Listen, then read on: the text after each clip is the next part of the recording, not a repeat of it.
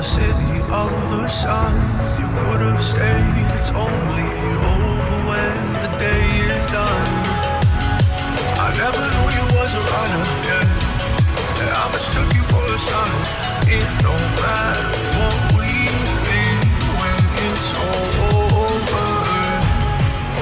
'Cause this is our last chance to leave it all behind. Raise your voice and raise your power, yeah. This is our last chance to leave it all behind. Raise your voice and raise your power, yeah.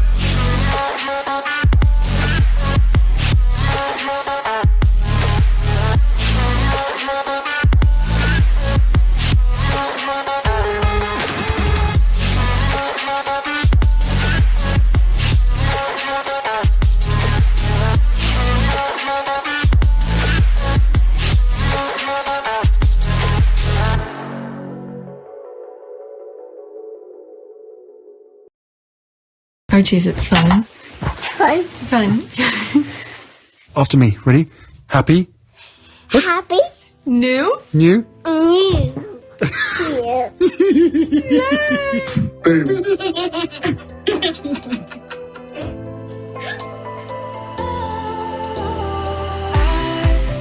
Was wrong to say I wouldn't change a thing, 'cause in the story of our lives, the best of times through colored glass, time moves on enough to let me move on past, but every little now and then it creeps on back to shape my smile.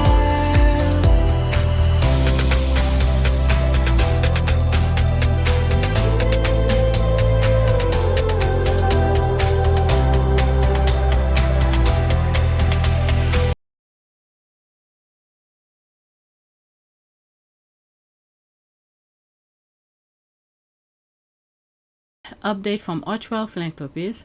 Quote, Prince Harry and Meghan today recognize the pivotal moment taking place this week as it pertains to families seeking truth, justice, and safeguards for children and communities around the world. There was a video that I did. I don't know if I shared it already. I'll leave the link of this. I read this already. I'm not gonna read it again. Is that the same thing? February 2026. Let's see here. Okay, more countries step up. Yeah, protect their children. I read that in one of the videos, but I'll leave the link in the description, okay? All right, there's this, there's the heart, and thank you. I copied this. I covered this already. When was that? February 11. Yeah, today is February 15, so I covered already. Next tweet. I have two more that I think I should share. Okay. Prince Harry, Duke of Sussex, thanked bereaved family, mounting a legal challenge against two of the world's biggest tech companies for telling your stories over and over again. He expressed hope for truth, justice, and accountability. All right. So there's no comment. There he is here. Next tweet. Harry again. I have one more. All right, let's pause. So they've been screaming about the IG Foundation and Archewell. They even went off two charities associated with Harry and Meghan off the site. But hey, locals charity just got reported for links to Epstein. One God do it. Okay, the first one I'm assuming Santa Bali, and what's the other one? It has to do with is it sister something? Sister something. William's godmother had issues with the founder. I think that's the one they're making reference to, the second organization they're making reference to. Okay, to God be the glory. Yes, glory be to the Most High. Hallelujah. The heavens was watching it all. All right, let's pause this. We tell them over and over, quote, the hole you dig for others, end quote, but they refuse to listen. Oh, well, sorry for their luck. All right, exactly. They hate when what they wish for others happens to them. First of all, DP World is a legitimate business and it invested in 2 ES finalists, Coral Vita and Living Seawalls, not ES itself. Secondly, are we forgetting these exist? This, I don't know. There's that. Isn't he's in the Epstein list as well?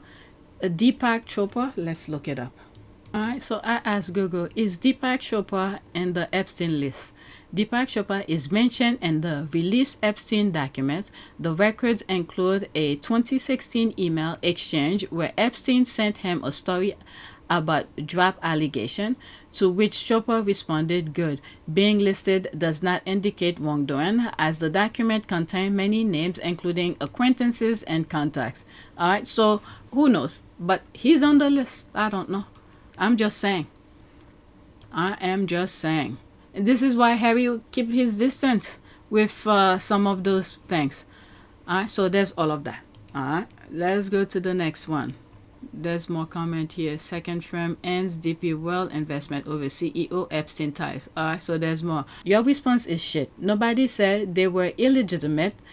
Their investors or running from them has earthshot, disassociate, or disavow them and their CEO yet, and point me where either Archewell or IG Foundation has been reported for associate link to Epstein. Alright, so there's all of that. Okay, so pause and read. This is what's good with the squad. They have receipt. Not all of these things I have information about. Okay, so this is, I think this should be the last one. This has to do with Halo. I'm 42 minutes. It's way overdue. Alright, let's pause. Prince Harry, Duke of Sussex, thanked Halo Trust workers in Ukraine in touching video call. The Duke spoke with Olesia and Mariana, who are working on the ground in Ukraine with Halo to help keep families safe. You are saving lives every single day. Alright, so that's a YouTube video. It's exactly a minute. Well, a minute and 9 seconds. Screenshot. Hi, Alessia. How have the last couple of weeks been? Like life has turned upside down for the last more than like 2 weeks, and sometimes it seems to me that it's just a like nightmare, and I'm going to wake up soon. And you guys you're saving lives every single day. I mean, I know you're part of Halo, so that's exactly what you signed up to do. I know that you're going to continue doing the work that is so desperately needed for Halo, for your families and for your country. How can we help? How can people help? What is the best way for people to help? Because there are so many people watching on feeling completely helpless. Spreading the safety messages will help. The more people see them, the more people stay safe. You can donate to help our organization as well. That's also absolutely possible. Thank you for being so brave and being so amazing, and well done. It's the least we can do. Keep doing it. Keep doing what you're doing. Keep saving lives. You know what that remind me when Harry was saying, what can we do? Let's see, maybe here. Your families and your country. How can we help? How can people help? What is the best way for people to help? Okay, this is the thing that he said at the Obama Foundation with Melody Hapson when he was in the UK, where he went to those communities and he was like, you don't want to see a prince telling you what to do and things like that. They rather listen and ask them what can they do for them, this kind of thing. I hope I find that clip and I'll put it. Okay. Whose idea was this? I mean, who was it? You or Prince William or The Royal Foundation? Yeah. I don't even remember. But I mean, was it just obviously a good idea, or? I think it comes with the territory, doesn't it? I mean, once you realise the effect that your name and your position can have, surely all you want to do is make sure that you spend every living day trying to bring people together and trying to make the most of that position. But it hadn't been done before this way. No, true. But as I said, with with the way that the world has changed and with the platforms that we now have, used in a positive way, we can really bring people together from all over the world, across the Commonwealth of 52 countries, of a third of the world's population, of which 60% is under the age of 30. That is a platform of youth, of which needs to be listened to. But the scale and the vastness of that is really hard then to manage. So how do you pick what you're going to do? So you mentioned the Invictus Games. You do everything from that to a program to develop coaches in the UK. You do, and around the world. You mentioned Heads Together, which is focused on mental health. How do you decide what to do? Because you have literally seen a lot. You've seen a lot of programs. You've seen great need in the world. Who puts a finger down on something and says, this one? Yeah, it's, I think when you're part of a large charity or a large foundation, I think it is very hard to say no. But I think what we've realized is it's even harder to have a finger in every single pie. And therefore, for us, early intervention, where possible, is definitely the key. Impact is definitely, has to be the priority. You know, none of us want to spend the rest of our lives connected to charities of which we're just making people's lives better. Far rather identify a problem and try and fix it before it becomes an even bigger problem. So when you come at it from that perspective, is there a vetting process for what you decide to do? Or is it, these are just particular areas of interest to one or all of you? I think it depends on our background, on our passions of what we're really interested in. Do people pitch you ideas? There has to be that connection. Sorry? Do people pitch you ideas? Yeah, there's plenty of ideas pitched, but taking it back to the mental health thing, that was luck of the timing. There was an issue that needed to be talked about, probably needed to be talked about many, many years ago. But I reckon 10 years ago, if that discussion had happened, or we'd started that campaign, or anybody else had started that campaign, never would have succeeded. But the fact is, the success of that campaign was built on the need within the United Kingdom, and the fact that every single person in the United Kingdom was ready for that conversation. And all of a sudden, once you normalize that topic, that discussion, everybody started to realize, wow, not only do I know other people that have suffered, I might have suffered as well. And then once that becomes normalized, then all of a sudden you realize that actually more people have tasted a mental health issue to a certain extent than haven't. Right. That's the tipping point of which we're at the moment. But as I said, the success wasn't based on us. The success was based on the fact that everybody was ready for the conversation. So I hate to keep beating a dead horse, but I just want to ask just practically. So let's just say that comes to you. It has these unique characteristics where you can see the need, you can see the ability to leverage, you can see how lending your name and reputation to this will elevate an issue that is very important, whose moment has come. Do you vote? Do the three of you sit down and say, I'm in or I'm out? Or it's still a young organization. I mean, our first grant was in 2012, I think it was, actually with these guys. But so yeah, we're still very much in the infancy years as such. But what we're trying to do is we want to prove the model in different sectors, and then once we've proven it, then we want to expand it.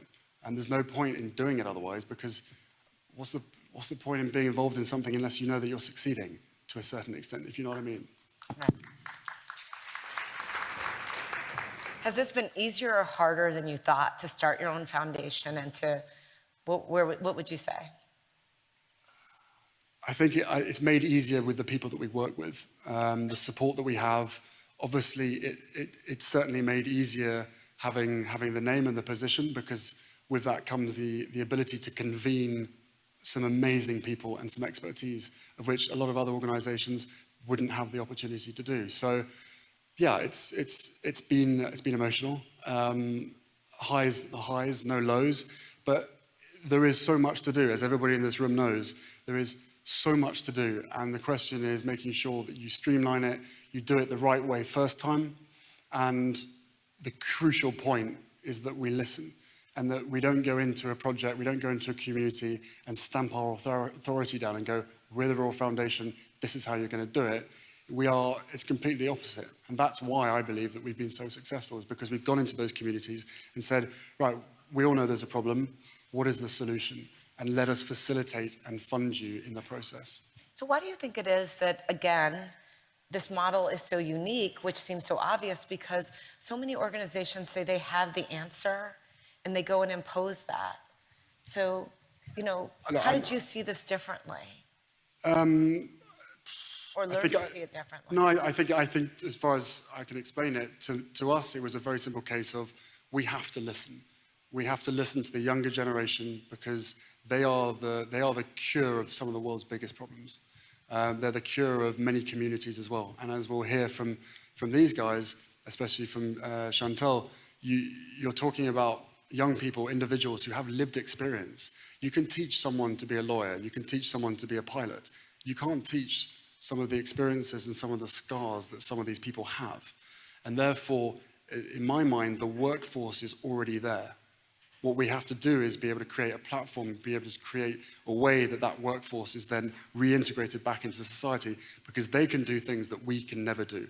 And if I was in their position, I wouldn't want someone in a suit and tie or a prince or anybody else telling me how to do things. I'd much rather them come in and say, right, we have an amazing platform, we have an amazing ability, we've got a bit of money, how do you want to do this? How can we succeed first time and make sure that you guys are running this project? The community recording studio, headed up by Trevor Rose, and Epic Partners, of which Chantal was part of. Those two organizations existed. I think they worked 200 meters apart in St. Anne's, in Nottingham. They'd never met each other. Okay. So that was a classic example of us coming and going, right, who do you guys recommend? They said, them and them. Right, you guys interested in working together? Let's make this happen. And it was all led by them. So there's that. Thank you. So that is it. Let me pause and see if there's anything I could squeeze into this so I don't carry on to another video. All right, so I find this. Let's finish up with this one. Okay, face card is insane. I had this tweet somewhere with the Michael Jackson section that I have. I don't know who this lady is, but they look so very nice. Peaceful. Their smile, very subtle. That's nice. I like it. All right, beautiful women. Wow. We will 2028. Both of them. Yeah, very nice. She claimed she was what? Oh my God. What does that have to do with this post? Meghan is beyond gorgeous, divine, both gorgeous, beautiful black women, beautiful, perfect. There's that. All right, so I will stop now because I need to start editing. I think I did 4 recording. All right, so please take a moment to subscribe, like, and share. If you want to support this channel, there's a PayPal link. Oh, that's not where I'm gonna put it. Look at this. It was 117. I think I just saw it, and it went right back down when I refresh it. It went right back down to 108. I'll take a screenshot of before I reset it so you could see. We're gonna put this on PYTE. Okay, so please, okay, there's that here. $32.96. All right, so this was my latest. Please take a moment to subscribe, like, and share. If you want to support this channel, there's a PayPal link and a Cash App link in the description. You could donate. Those who have donated, thank you. I need to make some design for some shirts, so you guys could help support this channel. As you can see, YouTube is not helping at all, trying to discourage me to talk about any of the things. I'm just reading tweets of all things. Tweets.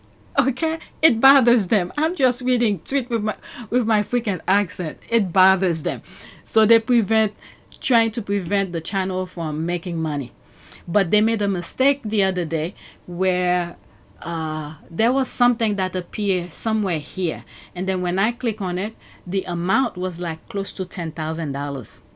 Okay, it's insane. So I don't know, hopefully one day there will be justice for my channel. That's all I have to say. That's it. Let me stop. Thank you for watching.